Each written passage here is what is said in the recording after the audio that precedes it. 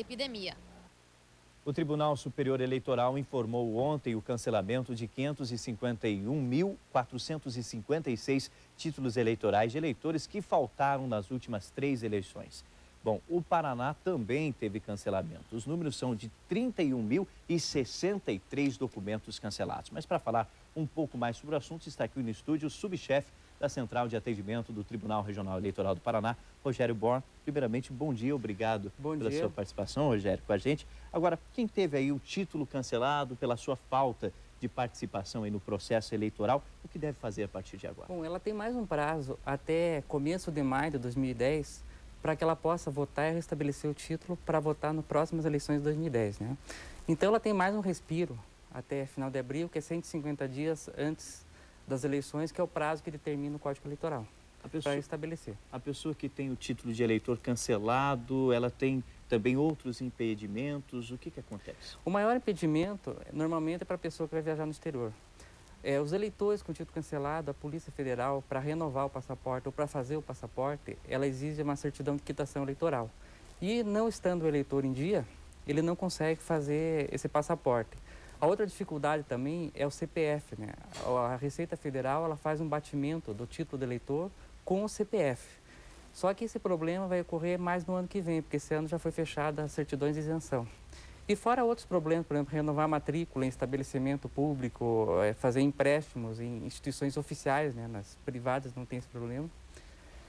E alguns impedimentos, sim, de ordem civil, porque qualquer documento que você faz que exige a quitação com o serviço militar e a quitação com o imposto de renda, exige também a quitação com o título eleitoral.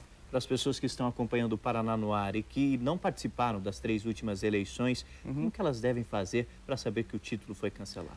Através do site do Tribunal Superior Eleitoral, no www.tse.jus.br, existe o acesso para qualquer eleitor saber se o título dele está cancelado. Além do mais, nós temos o nosso telefone aqui de Curitiba, é 41-3330-8673, que os funcionários nossos terão essa informação. E qualquer eleitor pode procurar qualquer cartório eleitoral do país que ele tenha essa informação. A regularização é rápida? É na hora. Na hora. No Paraná, o título de eleitor, qualquer regularização, qualquer transferência, ela é feita no ato e o título é entregue no ato. Ele terá uma multa de R$ 3,51 por turno que deixou de votar. Só vou fazer uma ressalva para os eleitores de Londrina. Certo. Existe uma informação desencontrada de Londrina, que as eleições suplementares, que é chamado, entre aspas, o terceiro turno, existe uma informação de que as pessoas estão entendendo que a votação não é obrigatória. Essa votação é obrigatória. Os eleitores de Londrina, em relação à eleição suplementar, eles têm até 28 de maio para comparecer em qualquer cartório eleitoral do país, justificando que não estava no município de Londrina. Tá certo.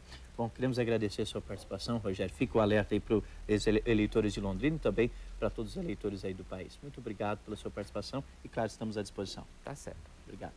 Bom, os 7 juízes do Tribunal Regional Eleitoral decidiram ontem, por unanimidade, pela cassação do mandato do deputado estadual Carlos Simões. Ele é acusado de crime de abuso do poder econômico e uso irregular de meios de comunicação. Carlos Simões teria usado seu escritório político de Curitiba, chamado de Casa do Povo, para distribuição de medicamentos, cadeiras de rodas e dentaduras e muletas em troca de votos para se eleger deputado em 2006. Começou na região oeste a vacinação contra a febre aftosa. Esse ano, após rígidas campanhas de vacinação, o gado paranaense atingiu um alto grau de imunização. Por isso, a exigência da Secretaria de Agricultura é de que apenas os animais que tiverem até 2 anos sejam vacinados.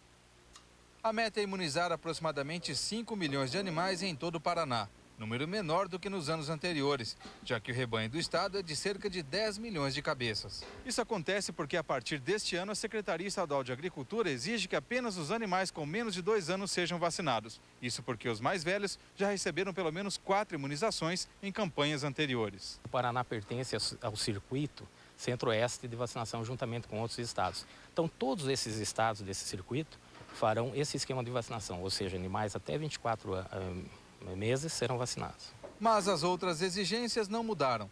Os produtores têm que comprovar a vacinação e o número de animais dos rebanhos até o dia 31 deste mês. O produtor ou faz a comprovação na hora da aquisição, na revenda, ou então ele vai ter que se dirigir ao escritório da SEAB mais próximo, né? A não comprovação da vacina pode resultar em multa de R$ 89,00 por animal.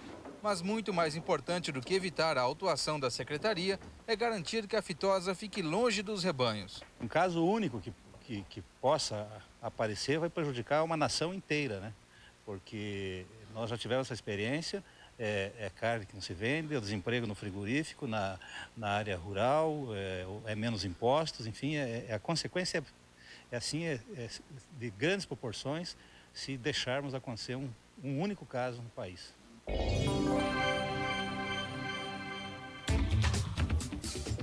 No mercado agrícola paranaense, destaque para a alta do café beneficiado, 0,74%, e para a baixa do preço da saca de trigo, 0,72%. A estiagem castiga o município da Lapa, na região centro-sul do estado. Já são mais de 90 dias sem chuva. Na região rural, os moradores não têm nem água para as atividades domésticas. A terra seca demonstra a situação crítica na área rural de Lapa, município que fica a 80 quilômetros de Curitiba. A última chuva forte foi no início do ano. Os meses de março e abril foram marcados por uma intensa estiagem.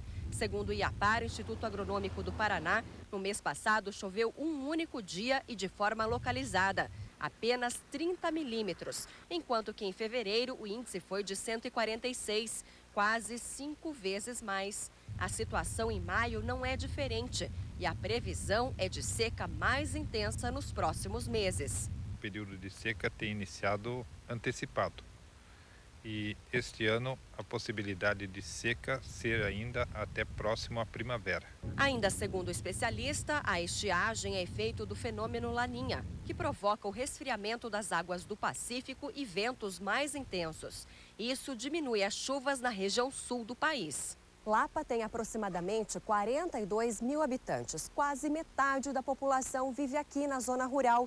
E são justamente essas pessoas as mais atingidas pela estiagem. Além de provocar perdas na lavoura, a falta de chuva secou os reservatórios. Pelo menos 250 famílias dependem da